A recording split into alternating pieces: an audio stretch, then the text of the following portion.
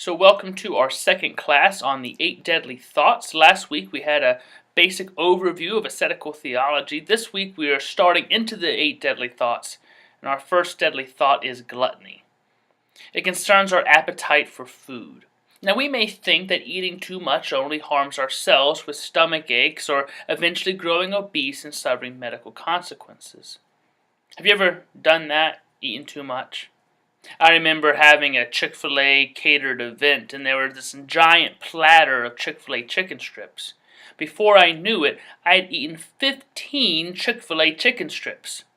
That's too many chicken strips. I definitely felt sick later. Why did I do that? But you see, gluttony doesn't just affect us and our stomach and our overall health. When we eat more, we have less to share. The reasons monks live on a strict diet and mealtime regimen is to not only develop self-control, but to ensure that there would be more food to share with the poor of nearby cities or with travelers. To limit oneself to necessities has the great value of being able to help those in need. Now, Christians are not required to restrict themselves to the bare necessities, but our appetites are not always easy to control. Because the gratifications of appetites is pleasurable, we have to make an effort to restrain them. I often find it hard to stop eating good food even when I know I feel full and I know I'll regret it later. There are Reese cups right across the office, an entire basket of them. I have to consciously think, do not go in there and eat 5 Reese cups. I don't need that. But you see, the deadly thoughts that assail us are, well, don't be afraid to enjoy yourself. Those Reese cups are so small. They're there for a reason. I mean, how often do you really do this? Don't deny yourself something you really want. That's not the way to fulfill yourself. Didn't Jesus come to say he came to bring life and life abundantly? Shouldn't you have abundant Reese cups if that makes you happy? These are the thoughts that begin to work in us.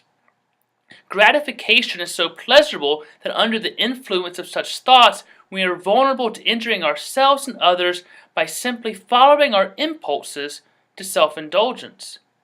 I've been working harder lately on portion control and not eating sweets and things whenever they are around. Christmas is always a hard time at the church because people bring in cookies and all these things, and there's this giant table of them, and you think, well, people made them or brought them. I should eat them. And I should probably eat more than one so they know I like them. So far I've been good at the giant grocery store. You walk into the store and they have this giant display of Reese's cakes and Hershey's cakes and cookies, and they want you to buy one, and I've been tempted. But I know if I buy a cake, I'm going to eat all of it because my wife can't have gluten, so I can't let the cake go to waste after all. That wouldn't be good stewardship. I better eat the whole cake. That's how the deadly thoughts work. So something to think about.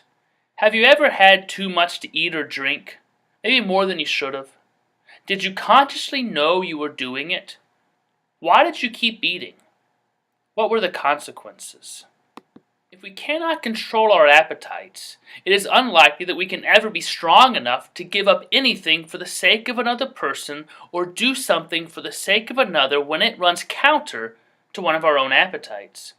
Loving our neighbor as ourselves, this great commandment, will always be out of reach for us because we're putting ourselves first. If we eat more, there's less for others. If we damage our health, we are not thinking about our families and the costs involved, not just to our families and ourselves, but the entire insurance pool.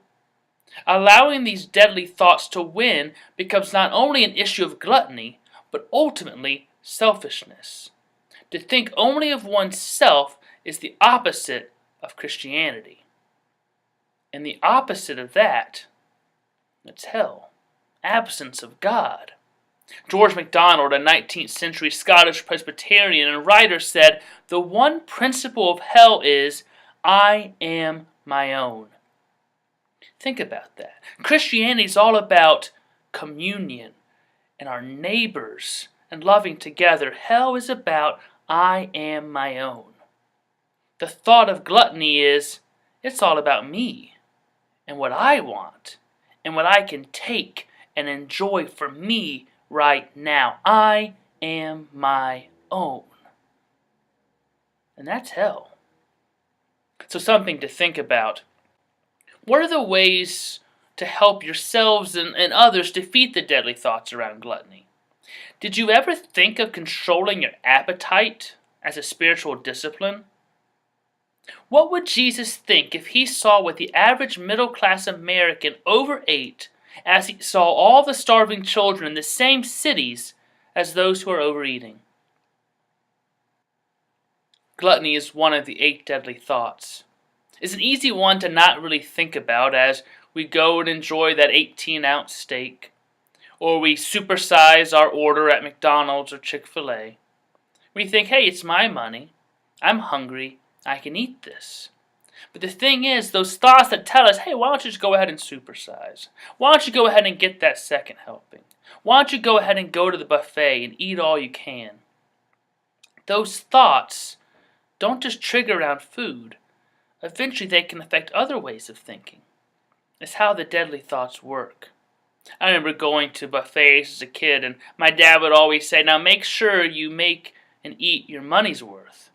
So we would go and we would eat and eat and eat to the point we'd even get sick sometimes. And I found myself still doing that as an adult if I went to a buffet. I would think there's all this food, I should try it all. I should eat until I'm sick. That's just how I'm thinking. But that's not the healthy way to live. Not physically, not spiritually, and not in a community of others. So how can we be disciplined about eating what we need and not just what we want? Isn't that what we tell our kids sometimes? The question, do you need this or do you want this? And if it's just what you want, what are you taking from somebody else because you want this?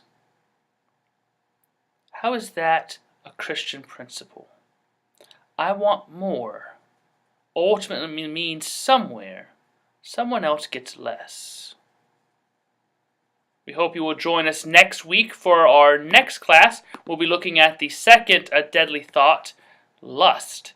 So join us next week as we explore how lust is a deadly thought.